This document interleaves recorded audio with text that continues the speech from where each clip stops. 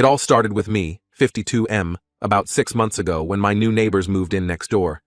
They seemed nice enough at first, a young couple, John, 37M, and Elena, 35F, with 2 kids and a dog. We exchanged pleasantries over the fence and even had them over for a barbecue shortly after they arrived. Everything was going great until their dog started using my garden as its personal toilet. Now, I've lived in this house for over 15 years. It was the first home I bought after getting married, and though my wife passed away 5 years ago, I've stayed here because of the memories we shared. The garden was her pride and joy, and I've maintained it in her honor ever since. It's not just a patch of grass to me. It's a living memorial to the love of my life. I'm not unreasonable when it comes to neighborhood issues. I understand that accidents happen, especially with pets. The first couple of times I noticed dog poop in my garden, I didn't think much of it. I figured maybe the dog had gotten loose or the owners hadn't noticed. But as the weeks went by, it became clear this was a regular occurrence. I decided to approach my neighbors about it.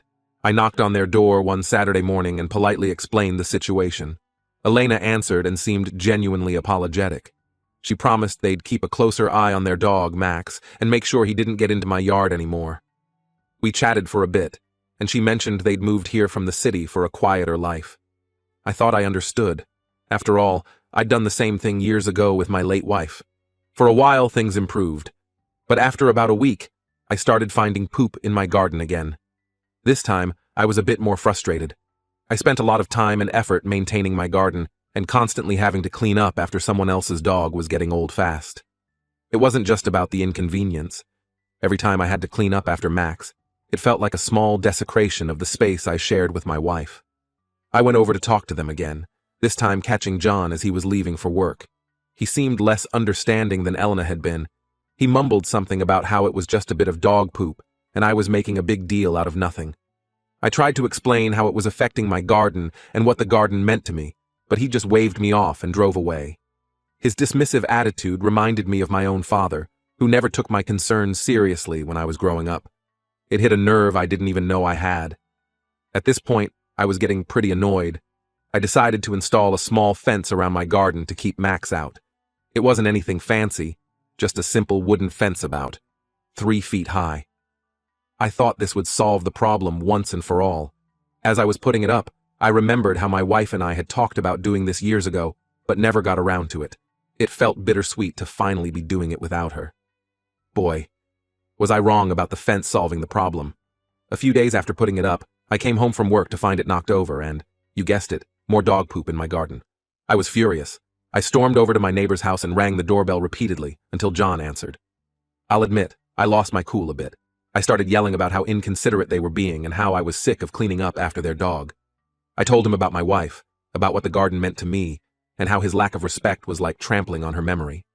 John yelled back, saying I was being a terrible neighbor and that if I didn't like living next to dogs, I should move to a retirement community. His words stung. I'm only in my early 50s, and the implication that I was too old or set in my ways to live in a family neighborhood felt like a slap in the face. Our argument attracted the attention of other neighbors. Mrs. Thompson, 78F, from across the street, came out to see what all the commotion was about. She's lived in the neighborhood for over 40 years and is kind of the unofficial peacekeeper. She tried to calm us both down, but by that point, we were both too angry to listen. Mrs. Thompson later told me that she'd never seen 2 grown men act so childishly, which made me feel ashamed, but also more determined to stand my ground. The next day, I woke up to find my car covered in toilet paper. I couldn't prove it was John or his family, but I had my suspicions. In retaliation, I may have accidentally on purpose let my sprinklers run a bit longer than usual, soaking their yard and the pile of Amazon packages on their porch. As I watched the water soak their lawn, I felt a mix of satisfaction and guilt. This wasn't who I was. My wife would have been disappointed to see me acting this way. Things escalated quickly from there. Over the next few weeks, it seemed like the whole neighborhood got involved. Some people sided with me, agreeing that John and Elena needed to control their dog better. Others thought I was overreacting and should just let it go. The Johnsons next door, who I've known for over a decade, surprised me by siding with John and Elena. They said I'd changed since my wife died, become more irritable and less friendly. Their words hurt more than I cared to admit. Mrs. Thompson tried to organize a neighborhood meeting to discuss the issue, but it quickly transferred into a shouting match. People were bringing up old grudges that had nothing to do with the current situation. Did you know that apparently 10 years ago, Bob, 63M, from 2 doors down, had a tree that dropped leaves in Janet's 61F pool? Because that somehow became relevant to the great dog poop debate. I sat there, watching my neighbors argue, feeling like I was watching the community I'd been a part of for so long fall apart. The neighborhood has essentially split into 2 factions now. There's Team No Poop, which supports my right to a dog waste-free garden, and Team Let Dogs Be Dogs, which thinks I'm being unreasonable. It's like being back in high school, with cliques and whispered conversations that stop when you walk by. I've started avoiding the local coffee shop because I can feel the stares and hear the whispers when I walk in. I never wanted it to get this far. All I wanted was to be able to enjoy my garden without having to watch where I step. Now I've got neighbors who won't even make eye contact with me when we pass on the street, and I'm pretty sure someone signed me up for a bunch of spam mailing lists because my mailbox is constantly full of junk mail. The other day, I found myself sitting in my garden, looking at the flower beds my wife and I had planted together. Instead of feeling the usual sense of peace and connection to her, all I could feel was anger and frustration. It hit me then how much this situation had tainted something that was so precious to me. I've tried talking to John and Elena multiple times, but they either ignore me or tell me to mind my own business. I've thought about calling animal control, but I'm worried that would just make things worse. Part of me wonders if I'm overreacting, if maybe I'm channeling my grief over losing my wife into this conflict. But another part of me feels like, if I back down now, I'm letting go of one of the last connections I have to her. So, Reddit, what do I do? How do I resolve this situation without completely destroying my relationship with my neighbors? Is there a way to get them to understand my perspective, or am I fighting a losing battle here? How do I honor my wife's memory without turning into the neighborhood grouch she would have hated to see me become? Update 1. It's been about a month since my original post, and I wish I could say things have gotten better, but unfortunately they've only gotten worse. First, let me address some of the questions and suggestions from my original post. Many of you suggested setting up cameras to catch Max in the act. I did install a couple of security cameras around my property. They didn't catch Max, but they did catch something else I'll get to in a bit. Installing those. Cameras brought back memories of when my wife and I first moved in. We were so paranoid about living in a new neighborhood that we installed a security system. We never needed it, and we used to laugh about how silly we'd been. Now here I was, 15 years later, feeling that same paranoia all over again. Others suggested trying to talk to Elena again, thinking she might be more reasonable than John. I took that advice and tried to catch her one afternoon when she was getting home from work. It didn't go well. She accused me of harassing her family and threatened to get a restraining order if I didn't leave them alone. I was shocked. This was the same woman who had been so apologetic just a few months ago. As I walked back to my house, I couldn't help but wonder what John had been telling her about me. Had he painted me as some sort of neighborhood monster? Now, on to the new developments. About a week after my last post, I noticed something odd. The dog poop in my garden seemed different. It was larger than Max's usual deposits. I brushed it off at first, thinking maybe they had gotten a bigger dog or Max had eaten something that disagreed with him. But something about it nagged at me. I found myself examining dog poop like some sort of amateur detective, which is definitely not how I imagined spending my retirement years. But then I caught sight of something on my security cameras that made my blood boil. It wasn't Max using my garden as a toilet, it was John. That's right, my adult neighbor was deliberately pooping in my garden in the middle of the night. I sat there, staring at my computer screen in disbelief, watching this grown man squat in my beloved garden. I felt a mix of fury and disgust that I've never experienced before. I was furious and disgusted. I confronted John with the video evidence, thinking surely this would be the end of it. He'd be embarrassed, apologize, and we could finally put this whole mess behind us. I even rehearsed what I was going to say, trying to find a way to approach this bizarre situation with some dignity. Nope. Instead, John laughed in my face. He said it served me right for being such a pain about a little dog poop. When I threatened to show the video to the police, he said go ahead. It would just prove how crazy I was for installing cameras to spy on my neighbors. His reaction left me speechless. I couldn't understand how someone could be so deliberately cruel and then act like I was the unreasonable one. I was at a loss. I did end up going to the police, but they said that while John's behavior was disgusting, it wasn't technically illegal as long as he wasn't trespassing. They suggested I put up no trespassing signs and document any further incidents. I left the police station feeling defeated and foolish. I couldn't help but think about what my wife would say if she could see me now, reporting my neighbor to the police for pooping in our garden. She always had a great sense of humor. I'm sure she would have found some way to laugh about this absurd situation. Meanwhile, the neighborhood divide has gotten even deeper. Someone, I suspect one of John's supporters, has started a rumor that I had tried to poison their dog. It's completely untrue. I would never harm an animal, no matter how frustrated I was with its owners. But now I'm getting dirty looks from people who used to be friendly, and I overheard someone at the local coffee shop referring to me as that dog killer from Maple Street.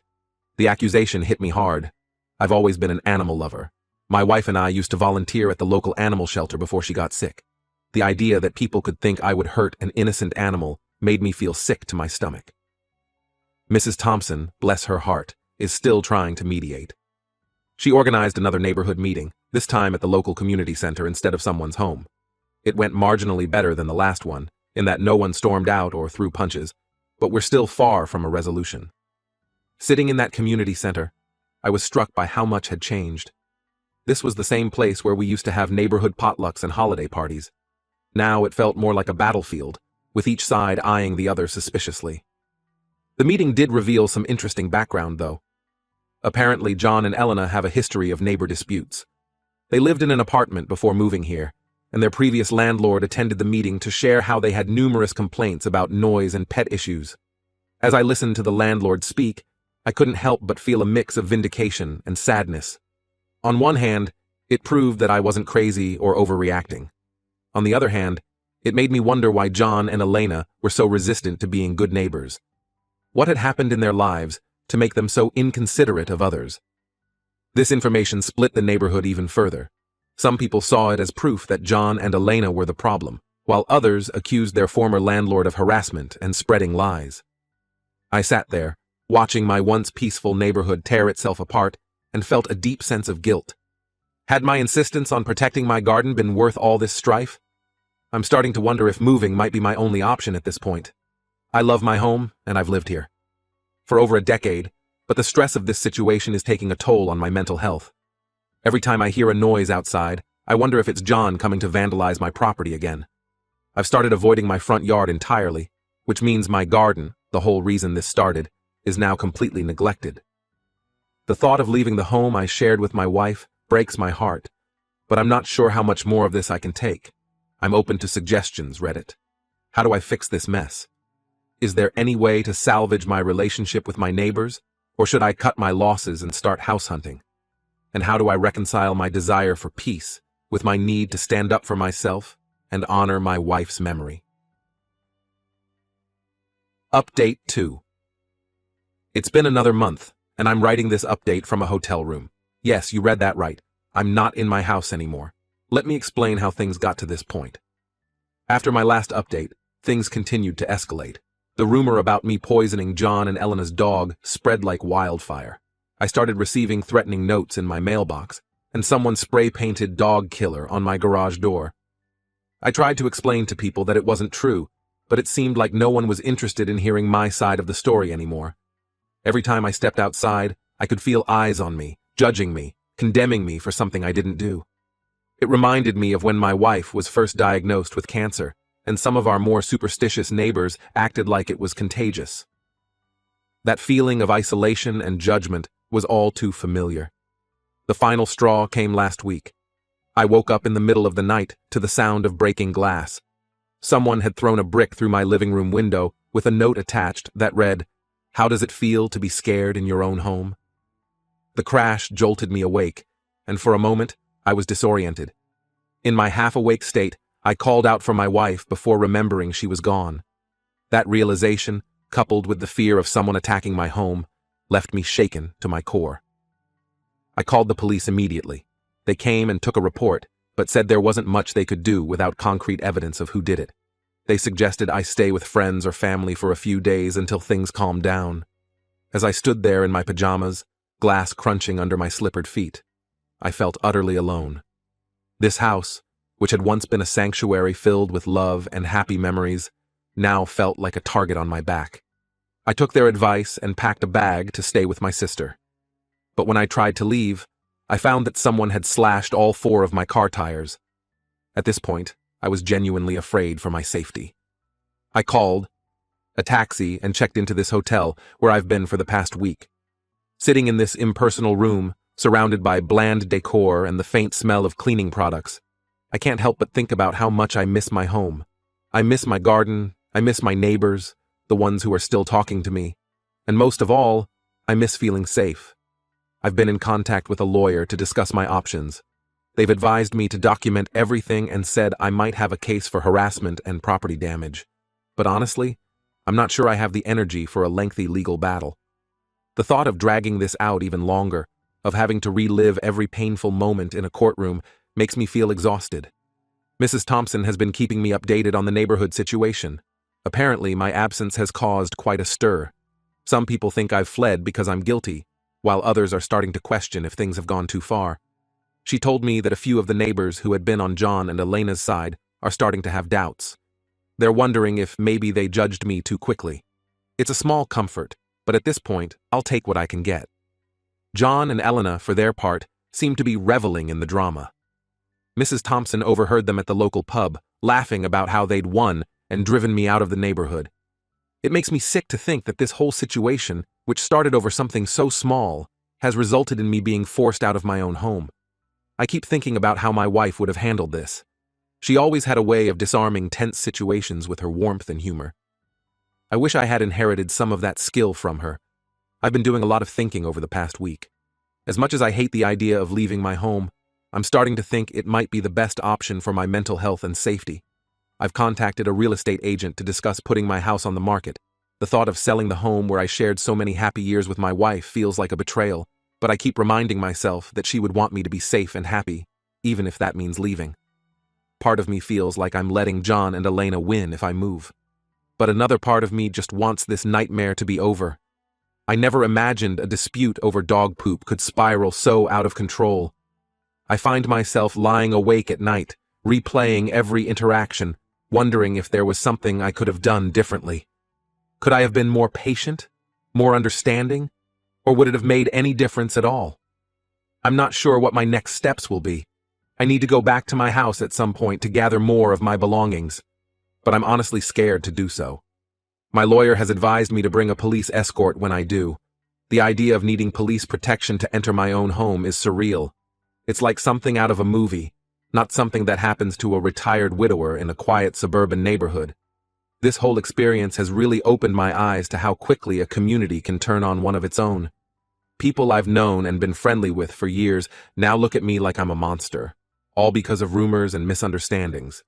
It's made me question everything I thought I knew about my neighbors, about community, about human nature itself.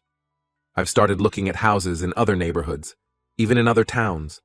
Each listing I look at feels like another step away from the life I've known, from the memories I've cherished.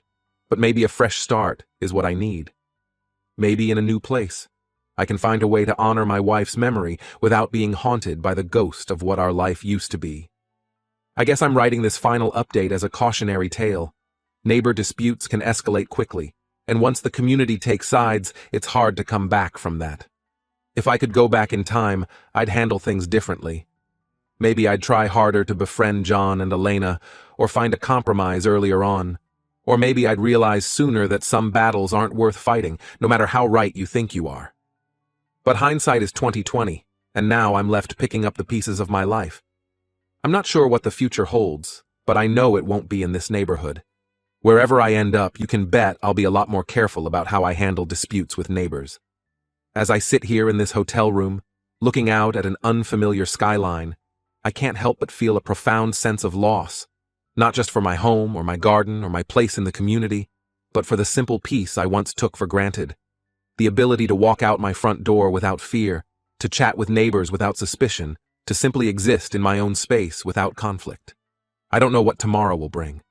I don't know if I'll find a new home that feels as right as my old one did. I don't know if I'll ever fully trust a neighbor again, but I do know that I need to find a way to move forward.